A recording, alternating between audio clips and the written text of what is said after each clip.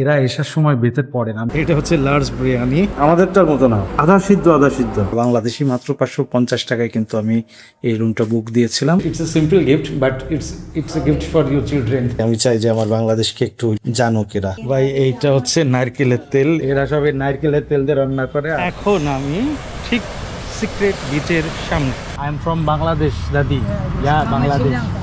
হয়তো শ্রীলঙ্কার সবচেয়ে সুন্দর জায়গাটি নিয়েই আজকের এই এপিসোড, হয়তো পুরো সিরিজের সবচেয়ে সুন্দর পর্ব হতে যাচ্ছে এটি। মেরিসার নীল সমুদ্র আমাকে সত্যিই মুগ্ধ করেছে। তবে গল্পটা শুধু সমুদ্রের নয়, গলে পৌঁছে এমন কিছু অভিজ্ঞতার মুখোমুখি হয়েছি যা অনেক দিন মনে থাকবে। শ্রীলঙ্কার মুসলিম এলাকায় নামাজের এক নতুন অভিজ্ঞতা, নিজের হাতে রান্না করার চ্যালেঞ্জ, 1 পোয়া চাল নিলাম, 1 পোয়া ডাল নিচ্ছি, মানে ডাল চাউল রান্না করবো আর কি। সয়াবিন তেলের খোঁজে শহর জুড়ে চিরুনি অভিযান। Do you have soybean oil? Soybean oil খুঁজতেছে কিন্তু নাই। কর্ন অয়েল, পাম অয়েল, এটা হচ্ছে নারকেলের তেল। এরা এই ছাড়া কোনো তেল বিক্রি করে না। আর এক অচেনা মুসলিম পরিবারের অসাধারণ আন্তরিকতা। সব মিলিয়ে আজকের পর্বটি হতে চলেছে এক ভিন্ন রকম যাত্রা। তো বন্ধুরা, আর কথা না বাড়িয়ে শুরু করা যাক আজকের মেরিসা গল্প। আমি এখন এই মুহূর্তে দাঁড়িয়ে আছি শ্রীলঙ্কার দক্ষিণ উপকূলের একটি এলাকাতে। এই জেলাটির নাম হচ্ছে মা তারা, এবং আমি এখন ঠিক যেখানে দাঁড়িয়ে আছি এই জায়গাটা হচ্ছে মিরিসা। এই মা তারার একটি ছোট্ট শহর এই মিরিসা, কিন্তু চমৎকার সুন্দর এই শহরটি। এবং আজকে আমি যে জায়গাগুলোই দেখব তার ভিতরে প্রথম জায়গাটিতে আমি অলরেডি চলে এসেছি। এই মুহূর্তে আমি আছি হচ্ছে কোকোনাট ট্রি হিল, এবং চারপাশ দিয়ে কোকোনাট গাছ থাকার কারণে, মানে নারকেল গাছ থাকার কারণে এইটা মূলত কোকোনাট ট্রি হিল নাম দেওয়া হয়েছে।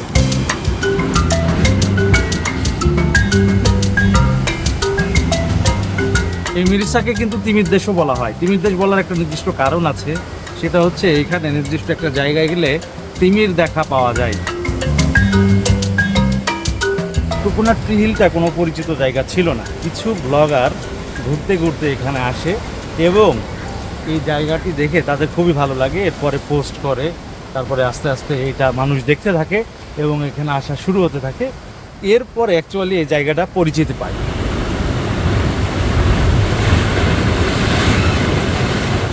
হারবার নামক একটা জায়গা আছে, সেখান থেকে তিমি দেখতে যাওয়া যায়।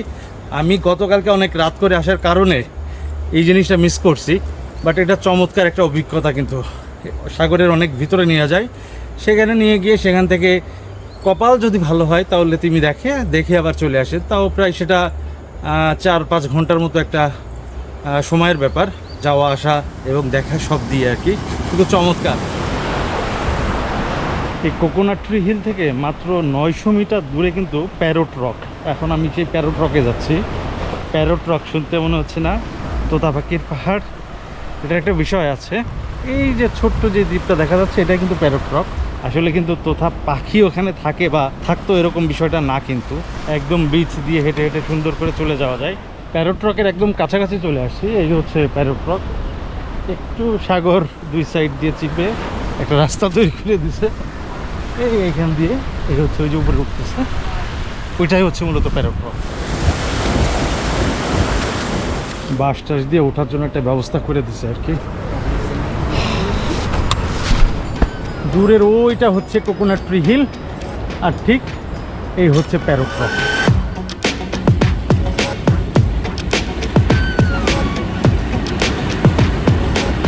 প্যারট রক অ্যাকচুয়ালি পাথরের শিলা, তবে এটা কোনো কৃত্রিম শিলা নয়। এটা সাগরের থেকে শতাব্দীর পর শতাব্দী আস্তে আস্তে এটা তৈরি হয়েছে একা একাই। ছোটের মতো নাকি অনেকটা দেখতে হচ্ছে মাথাটা, এই জন্য এটার মূলত নামকরণ করা হয়েছে প্যারট রক। তবে এর চারপাশ দিয়ে সমুদ্র, চারপাশ দিয়ে কারণে বলছি, পেছন পাশটাও সমুদ্র। এটা জোয়ারের সময় ডুবে যায়, ভাটার সময় রাস্তাটা বের হয়।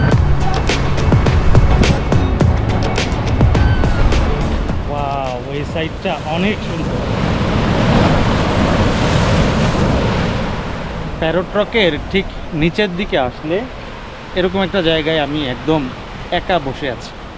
এই রকে যে আর লোকজন নাই তা না, এই উপর দিয়ে চারপাশ দিয়ে বিভিন্ন জায়গা দিয়ে লোকজন আছে, কিন্তু আমি ঠিক এমন একটা জায়গায় বসে আছি এখন। আরও সামনে যাওয়া যায়, কিন্তু ওইখানে কিন্তু শামুক টামুক এগুলো আছে, একটু কেটে কুটে যাওয়ার ঝামেলা আছে, যেহেতু এই জন্য আর নিচে যাইনি, একদম ওই মাথায় যাওয়া যায়। এত চমৎকার লাগতেছে, পুরো সমুদ্র সামনের উপরে আমার, খালি পানি মানে ঢেউগুলো জোরে আশ্রে আশ্রে পড়তেছে, মাঝে মাঝে একটু পানি ছিটা ফোটা গায়ে এসে লাগতেছে। ওয়াও, দেখেন এই যে, ওয়াও।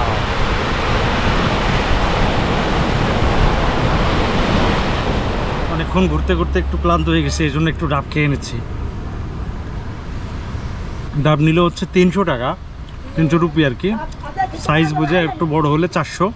আবার যদি কোল্ড ডাব চান, মানে ছোটোটাও যদি কোল্ড চান, তাইলে কিন্তু আবার 400, আর বড়োটা হয়ে যায় 500 টাকা। আপনার 250 টাকা হচ্ছে পানির দাম। তো 250 টাকার পানি না খেয়ে 300 টাকাতে ডাবই খাইলাম। দাদির চোখেও সমস্যা, আই প্রবলেম, রাইট? ওনার চোখের সমস্যা, বলতেছিল যে অপারেশন নো মানি, অপারেশন করতে পারতেছে না। আবার এদিকে হাত কেটে, এই যে এখান থেকে পুরো একদম ছুরি দিয়ে আঙুলের এখান থেকে অনেকখানি কেটে গেছে। Serious. Twice. Okay. Oh, is this your shop? Okay, so Shop. not good. Oh, not good. Yes. I am from Bangladesh, Dadi. Yeah, Bangladesh. Money no. No money, right? দাদির অপারেশনের টাকা গোছানোর জন্যই হচ্ছে ডাবটা বিক্রি করতেছে। ওকে, এখন যাচ্ছে হচ্ছে সিক্রেট বিচে। নামটাই সিক্রেট বিচ, এখন কি সিক্রেট সেটা গিয়ে দেখতে হবে। মানে গুপ্ত কোনো জায়গা এরকম বোঝাচ্ছে। 2.5 থেকে 3 কিলোমিটার। বিচের পাশ দিয়ে যাওয়া যাবে না পুরোটা, এই জন্য একটু মেন রোড হয়ে তারপরে যাচ্ছি। শ্রীলঙ্কার যে কোনো প্রসিদ্ধ জায়গাতে আপনি চাইলেই কিন্তু বাইক, এমনকি সিএনজি, প্রাইভেট কার, সাইকেল পর্যন্ত ভাড়া করতে পারবেন। এখন আমি ঠিক সিক্রেট বিচের সামনে।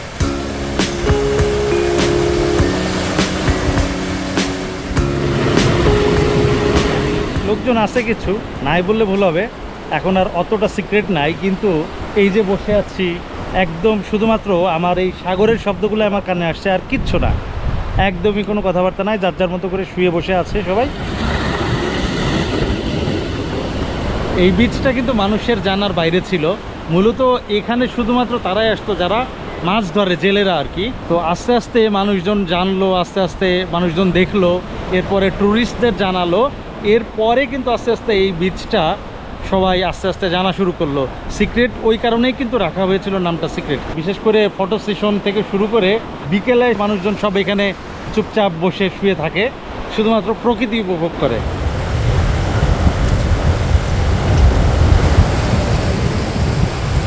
সিদ্ধান্ত নিয়েই ফেলছি, গোসল করেই ফেলবো, যেহেতু গোসলের সরঞ্জামাদি যা যা লাগে সবই ব্যাগের ভিতরে আছে। আমি এখন যে সিটটা নিছি, এই সিটটার কাহিনী হচ্ছে, আপনি যদি যে কোনো ধরনের অর্ডার করেন আর কি, অর্ডারের সাথে এইটা ফ্রি। তো অর্ডার কীরকম, আমি একটা ম্যাঙ্গো জুস অর্ডার করছি, এটা হচ্ছে 1100 রুপি আর কি। 1100 টাকা মানে হচ্ছে বাংলাদেশি টাকায় 450-500 টাকার কাছাকাছি। এখন খালি জুসের অপেক্ষায় আছি, চলে আসছে আমার ম্যাঙ্গো জুস। এই প্রথম শ্রীলঙ্কার সাগরের পানিতে পা ভিজালাম। আমাদের সাগরে যেমন বালি, এদের সুরকি বালি কেমন যেন কোরাল পাথরের মতো ধারালো কিছু পাথর আছে। বাহ, চমৎকার দেখা যাচ্ছে নিশ্চয়। সিক্রেট বিচটা আমার কাছে স্মরণীয় হয়ে থাকবে। ওরে সিক্রেট বিচ, ওরে শ্রীলঙ্কা রে। আলহামদুলিল্লাহ, এখন খালি একটু ফ্রেশ গোসল করতে হবে।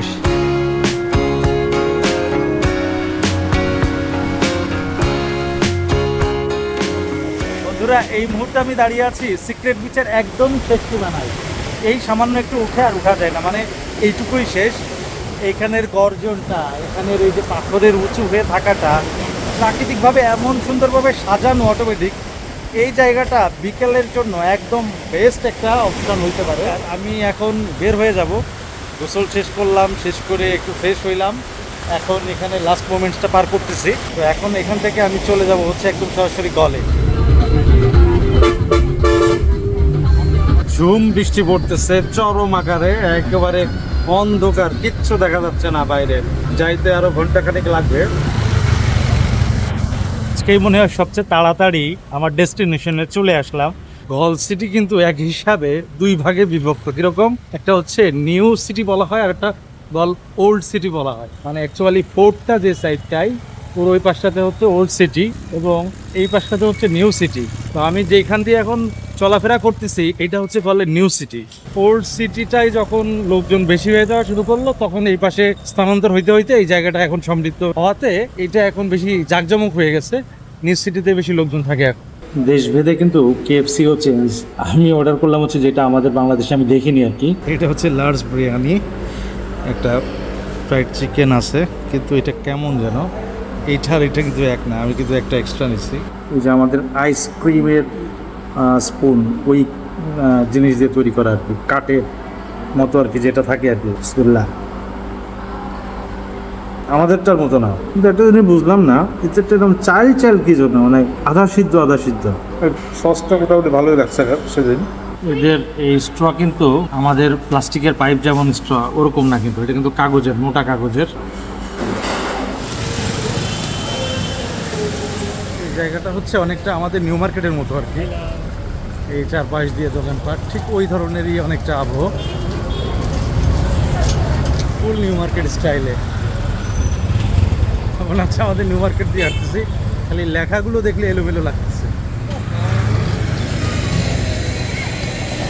এই শ্রীলঙ্কার ট্যুরে এখন পর্যন্ত সবচেয়ে সস্তার ভিতরে সবচেয়ে সুন্দর রুম, একদম প্রাইভেট রুম যেটা, সেটা হচ্ছে আজকেরটা। মাত্র 550 টাকা বাংলাদেশি, মাত্র 550 টাকায় কিন্তু আমি এই রুমটা বুক দিয়েছিলাম। এবং চমৎকার একটা জায়গায়, সম্পূর্ণ সেপারেট করে, মানে নিচের তলায় বাড়িওয়ালা থাকে, দ্বিতীয় তলায় পুরো একাই আমি আছি আজকে। কিচেন আছে, চাইলে রান্না করা যাবে, ড্রয়িং রুম, ডাইনিং রুম সব কিছু রয়েছে। এত অল্প টাকায় এত সুন্দর আসলে আমি আশা করিনি। সবচেয়ে বড় কথা যেটা, এটা কিন্তু মুসলিম এরিয়া, মসজিদে নামাজ পড়তে যাচ্ছে এখন, যেহেতু শ্রীলঙ্কাতে মসজিদ সচরাচর দেখা যায় না, এরকম একটা মসজিদ পাইলাম, চিন্তা করলাম ঈশার নামাজটা পড়ে আসি।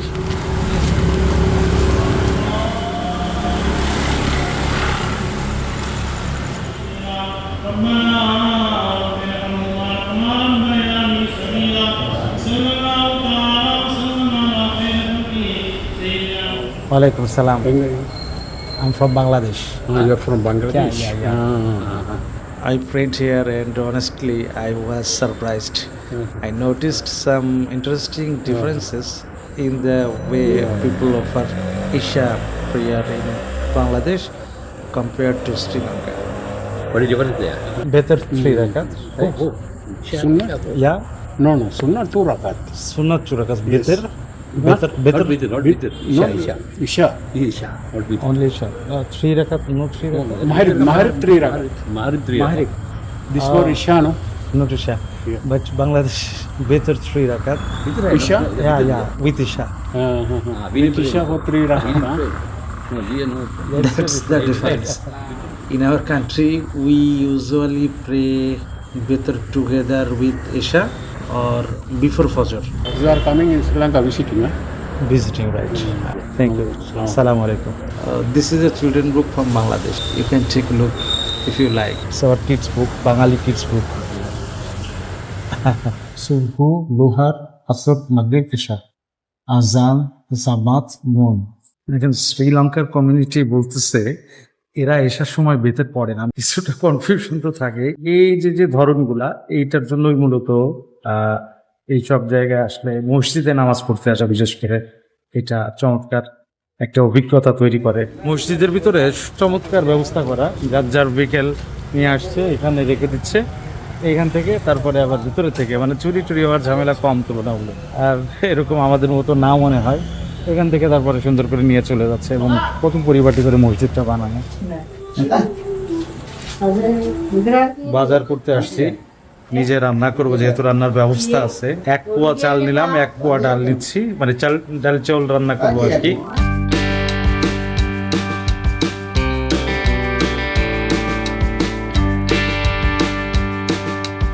হলুদ নিল হচ্ছে 125 টাকা, আর জিরা হচ্ছে 85 টাকা, ওই আমাদের মতো ছোট প্যাকেটই ওরকমই আর কি।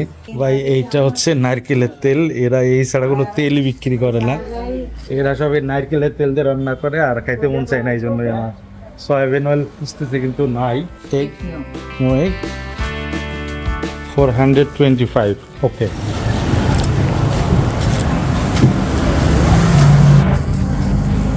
Do you have soybean oil? soybean oil. Coconut oil is available, right? Shorisha oil. Across the road. Thank you, thank you. Kargil হচ্ছে শ্রীলঙ্কার সবচেয়ে বড় এই গ্রোসারি শপগুলোর ভিতরে একটা। এইখানেও টেনশনে রয়েছে, এরা খুঁজে পাচ্ছে না এরা নিজেও। Only this right? Okay, I will corn oil, palm oil এটা। This is soybean oil and I need small bottle. You seek soybean oil. হ্যাঁ সয়াবিন, রাইট। সয়াবিন তেল পাইলাম অবশেষে, 990 রুপি আর কি। অবশেষে সয়াবিন তেল পাইলাম।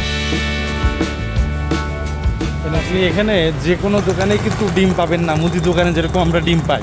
শ্রীলঙ্কাতে ডিমের জন্য শুধু আলাদা দোকান আছে, এবং ওই যে মুরগি বিক্রি করে যে ওই জায়গাটাই শুধু ডিম পাওয়া যায়।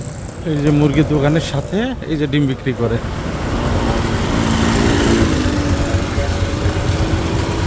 ভদ্র মহিলা আর কি দেখা হয়েছে, যার সাথে ওনার একটা বাচ্চা দেখলাম, ছোট একদম, হয়তো বা 4-5 বছর বয়স।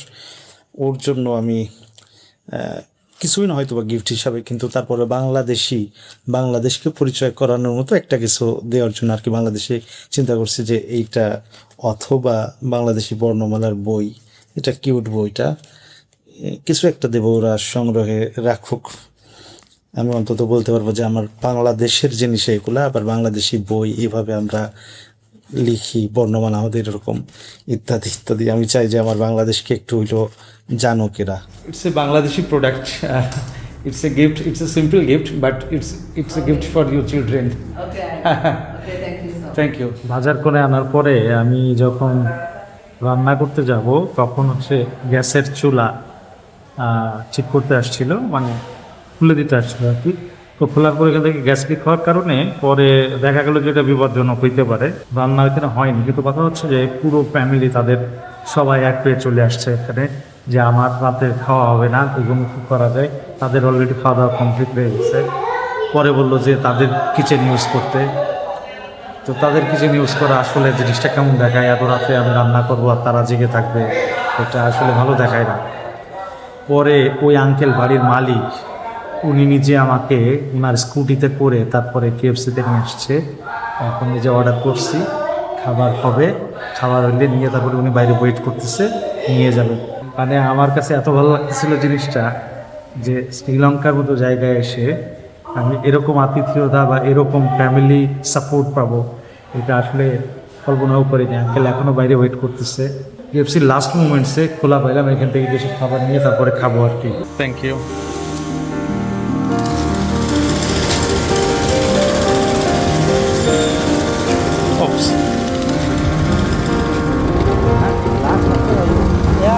I was the last customer.